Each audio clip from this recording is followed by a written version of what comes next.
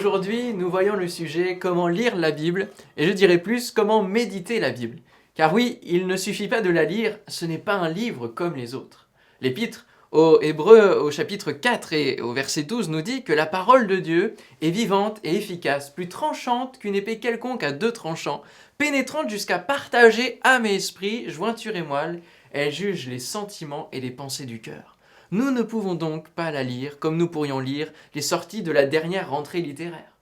Dans un premier temps, il faut rappeler que la Bible est une bibliothèque composée de 66 livres rangés en deux grandes parties, l'Ancien Testament et le Nouveau Testament.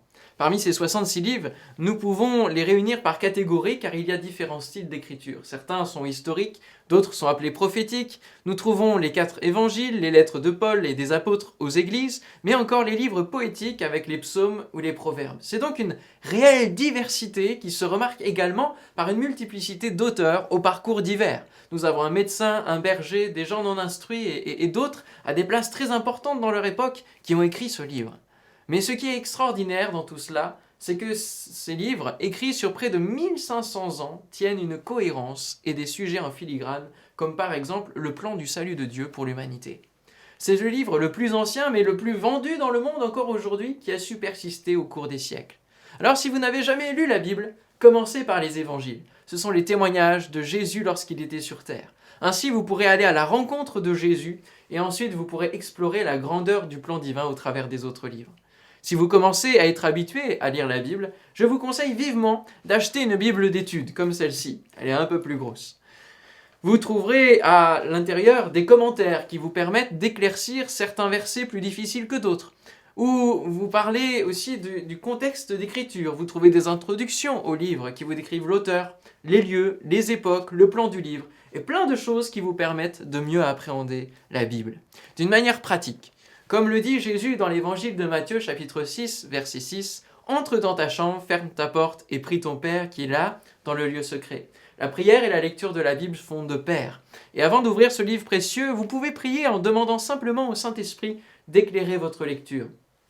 Et vous allez sentir la différence, car le texte biblique a deux lectures. Il y a le premier degré où l'on considère le texte dans son contexte d'écriture, d'une manière toute brute, et le second degré où Dieu nous amène à comprendre ce que ce texte représente pour nous et comment il peut s'impliquer dans notre vie. Par exemple, prenez le Proverbe 4, verset 23 qui dit « Garde ton cœur plus que toute autre chose, car de lui viennent les sources de la vie. » On comprend dans un premier temps qu'il faut garder son cœur physique pour garder une bonne santé et garder la vie. Mais on peut comprendre aussi une dimension plus spirituelle qui est de garder son cœur, c'est-à-dire le siège des émotions, ce qui conduit nos pensées, notre humeur, pour être en bonne santé spirituelle. Et à partir de ce verset, vous commencez à tirer un fil et à vous poser des questions. C'est cela la méditation. Comment garder mon cœur ? Et là, vous faites des petites recherches sur Top Bible, sur les versets se rapportant au mot « garder » ou « cœur ». Vous pouvez voir le sens original hébreu du mot « garder » qui nous amène à l'image d'une forteresse bien gardée. Alors, on comprend qu'il faut protéger son cœur des atteintes extérieures en se fortifiant en Dieu comme une forteresse sert à empêcher les ennemis d'entrer et de tout ravager. Et ce fil que l'on tire est interminable. Une soif de lire la parole encore plus va se créer en vous et c'est une véritable passion qui naît, une véritable dégustation que nous faisons.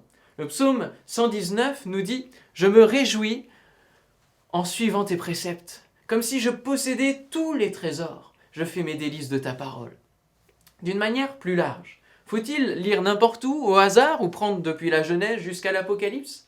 Il n'y a pas de règle, mais je citerai cette histoire. Un frère avait une méthode particulière de parcourir la parole de Dieu et d'y rechercher la volonté du Seigneur. Il fermait les yeux et demandait à Dieu de guider son doigt sur un verset.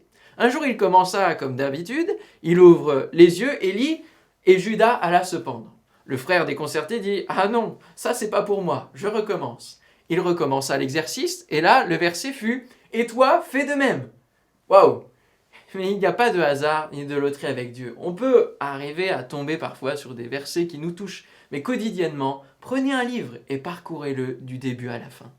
Vous avez aujourd'hui plein d'outils sur Internet et des plans de lecture par thématique qui vous sont proposés par l'application YouVersion Bible. C'est infini. Et n'oubliez pas, la Bible est tellement riche que Dieu peut vous enseigner des dizaines de leçons différentes au travers d'un seul et même verset. Plus vous grandirez dans la foi chrétienne, plus sa parole s'ouvrira à votre cœur.